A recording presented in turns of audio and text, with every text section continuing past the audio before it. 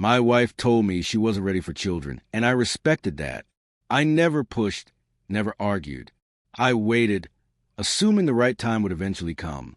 But then I found a message, one she sent to her ex. The same day, I finalized our anniversary trip.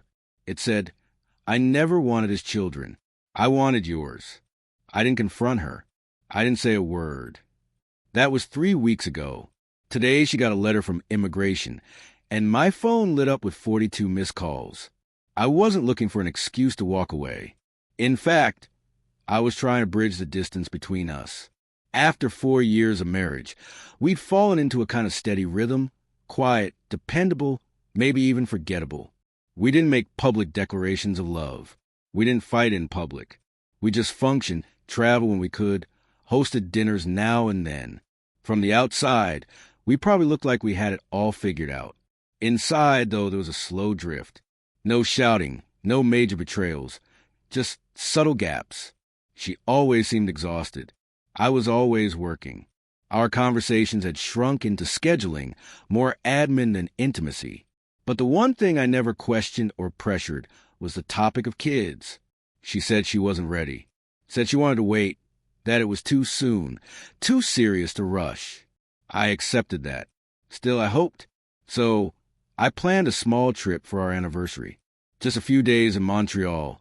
Somewhere slower, romantic, filled with little things she liked. Old buildings, cozy cafes, flaky pastries that took way too long to make. I booked dinner spots, found a boutique hotel with a rooftop patio, even printed itineraries. I wanted it to feel personal. That night, while she was asleep on the couch halfway through a show, something that had become more common, I figured I'd save the travel docs to her laptop. She's the kind who forgets boarding passes, assumes everything's magically synced. When I opened it, the Messages app was already up. Probably hadn't shut down, right? I wasn't looking for anything, but right there in the corner, a message preview. I never wanted his children. I wanted yours. It stopped me cold. My brain hesitated like it was trying to deny what my eyes had already seen. When I finally clicked, the whole thread opened. It wasn't new. The conversation stretched back months. It was him, Louis. No picture, just a default contact icon. The text danced between playful and emotional, each one heavier than the last. You have no idea how often I still think about you. He's a good man, safe, predictable, but you made me feel alive for more months, and I'm free. The kicker, he's planning something for our anniversary. I'm going to act surprised. Sent the same day, same hour I booked our hotel. I didn't yell, didn't cry. I just closed the laptop quietly and sat in the silence, the fridge humming, her soft breathing from the couch. I didn't feel rage. I felt clarity, like someone had wiped the fog off a mirror. And I was seeing everything clearly for the first time. I replayed every moment I'd overlooked. How she'd rushed our engagement right before her student visa expired. How she insisted I sponsor her green card. How she dodged questions about her ex. Every no, every vague answer, every not yet. When we talked about building a family, it wasn't hesitation. It was a lie. It wasn't about time. It was about me. The next morning, she asked if I touched her laptop, said it was glitchy. I told her no, probably just a sleep mode issue. She made coffee, kissed me on the cheek, ranted about her office's new manager, like nothing had happened. I let it stay that way. I needed her to keep believing we were fine. That day I called Ben. We hadn't talked in years, but he was sharp, an immigration lawyer I'd built a custom CRM for back when I was freelancing. I didn't spill everything, just said I had questions about marriage-based immigration. He got the point. Is she still conditional, or does she have her 10-year card? I checked. She was permanent now. 2-year window had passed. He told me that even with a permanent status, I could still file a fraud report if I had reason to believe the marriage wasn't genuine. They don't ignore those. I asked what I'd need. He said documentation, timelines, communication, texts, emails, anything showing intent. I already had it all.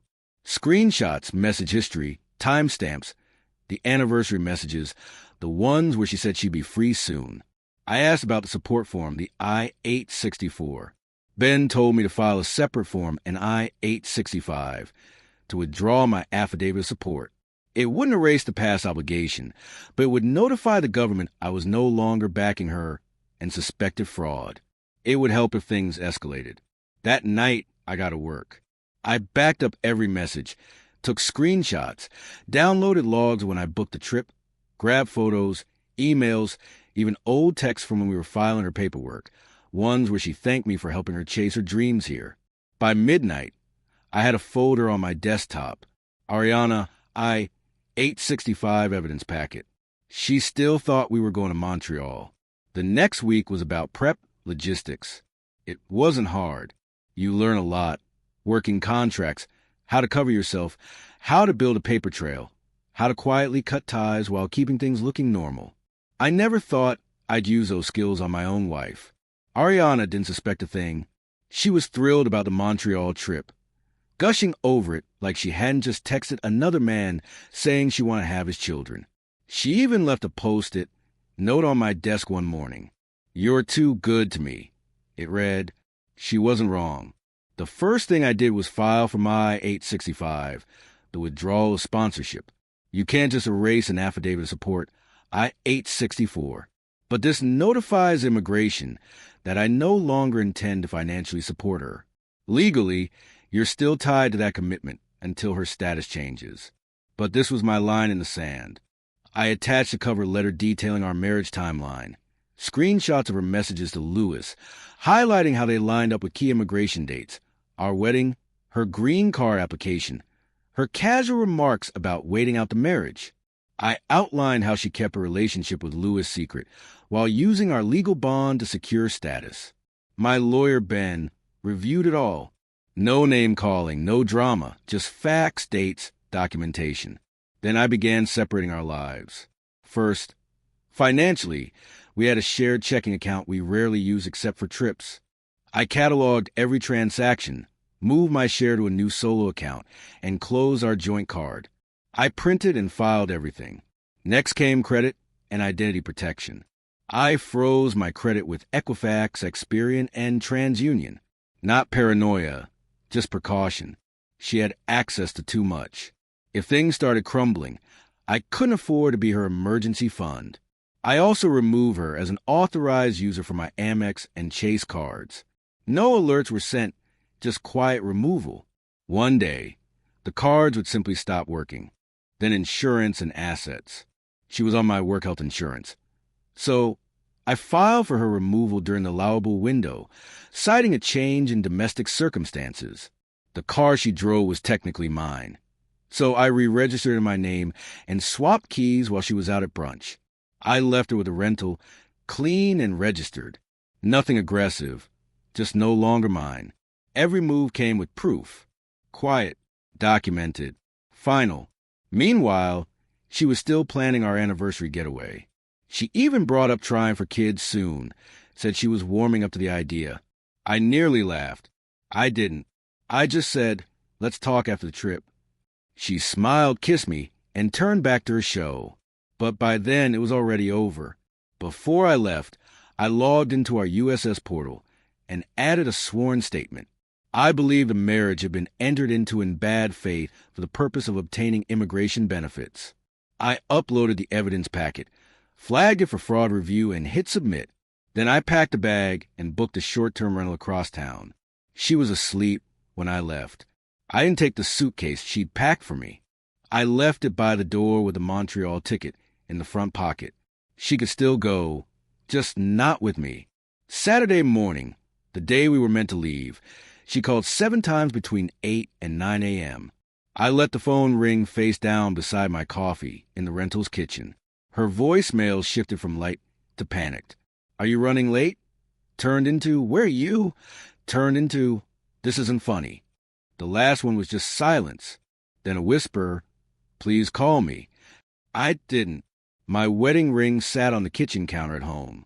No note, no suitcase missing, no dramatic goodbye, just absence. By noon, she was messaging mutual friends. By 3 p.m., one texted me directly, Carla. "Hey, Ariana says you just left. What's going on?" I didn't respond. "Not yet," The story wasn't finished. I filed a mail hold on our apartment, rerouted the important documents to a P.O. box I controlled, and canceled utilities I'd been paying: water, gas, internet.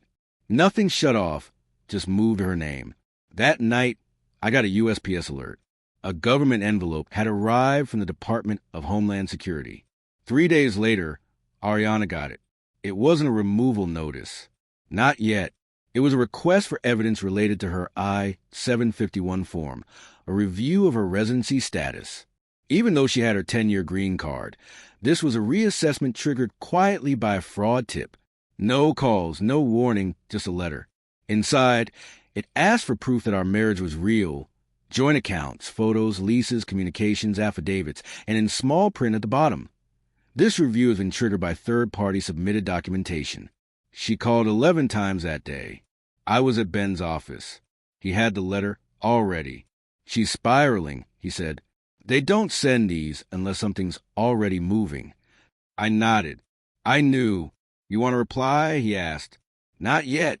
That night, the call stopped. She sent an email instead. Subject line: "I deserve an explanation." No apology, just confusion. She claimed she felt attacked, abandoned, claimed I just snapped. She didn't mention Lewis. Not once. I replied with one sentence: "You didn't want my children, Ariana. You won't get my silence either." 3 days passed before I heard anything else. Then a message from an unknown number: "Lewis won't answer me." Of course he wouldn't. His name and social handles were all in the fraud packet. Not out of spite, out of clarity. 3 weeks later, the next envelope arrived. I didn't see her open it. Didn't need to. I already knew. Look, the moment someone realizes it's over, it's not panic, it's stillness. I had the same letter forwarded by my lawyer. It was a notice of intent to deny. Her I-751 was being rejected. USIS had reviewed everything I submitted, flagged inconsistencies in her story, and escalated her file to fraud review. Her status supervised, her green card in limbo, her work authorization wouldn't auto-renew. She couldn't leave the country, and she'd have to prove the marriage was real. Without me, she couldn't, because it wasn't. Word got back to me through mutuals. She tried reaching out to Lewis again. No luck. A college friend said Ariana was going through something, that she might lose her job. Her work visa was tied to her green card. The nonprofit she worked for was notified of the pending status change. They didn't fire her, but her promotion was paused. HR review. They called it just a formality. That's how it starts.